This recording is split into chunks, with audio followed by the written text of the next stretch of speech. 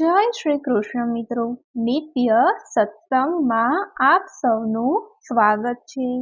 આજે આપણે સાંભળીશું માઘી અમાવસ્યાનું મહાત્મય તથા તેની કથા। જો આ વિડીયો તમને પસંદ પડે તો લાઈક અને શેર કરી ચેનલને સબસ્ક્રાઇબ જરૂરથી કરજો। હિન્દુ ધર્મમાં અમાવસ્યાનું વિશેષ મહાત્મય છે। માઘ મહિનામાં આવતી અમાવસ્યાને માઘી અમાવસ્યા અથવા તો મૌની અમાવસ્યા કહેવામાં આવે છે।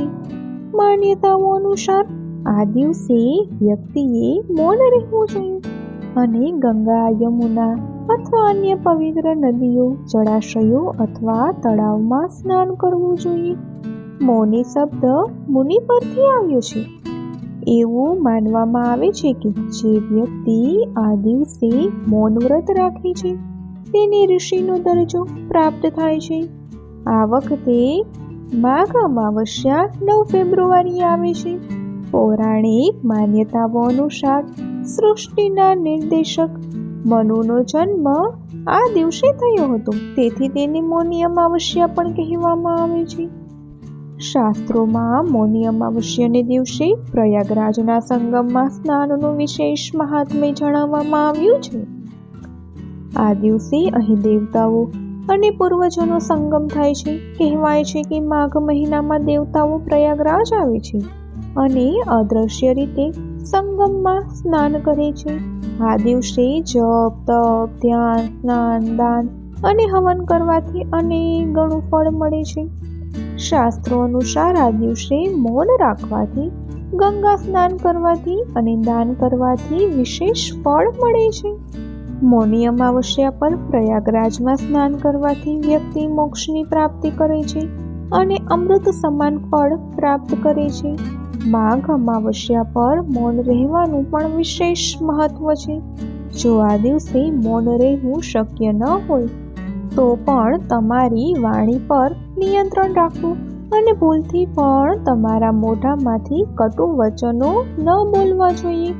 પુરાણો અનુસાર મૌની અમાવસ્યાને દિવસે મનની સ્થિતિ નબળી પડી જાય છે, તેથી આ દિવસે મૌન વ્રત રાખીને મનને શાંત રાખવું જોઈએ। માઘ અમાવસ્યાને દિવસે ભગવાન વિષ્ણુ અને શિવ બંનેની પૂજા કરવામાં આવે છે।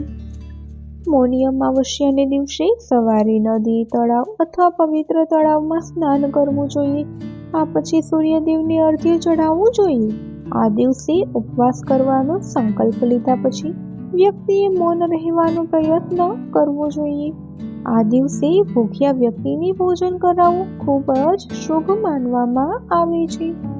માઘી અમાવસ્યાને દિવસે ગૌશાળામાં ગાય માટે અનાજ, વસ્ત્ર, તલ, આમળા, ધાબળો, પલંગ, ઘી અને અન્નનું દાન કરવું જોઈએ। માઘ અમાવસ્યા પર પૂર્વજોને પ્રસાદ ચડાવવાથી તેઓને મોક્ષની પ્રાપ્તિ થાય છે। આ દિવસે મન, કાર્ય અને વાણી દ્વારા કોઈના માટે અશુભ ન વિચારવું જોઈએ। અમાસને દિવસે દાન સ્નાન કરવાથી પિતરો પ્રસન્ન થાય છે અને ઘર પરિવાર પર પોતાની કૃપા દ્રષ્ટિ જાળવી રાખે છે।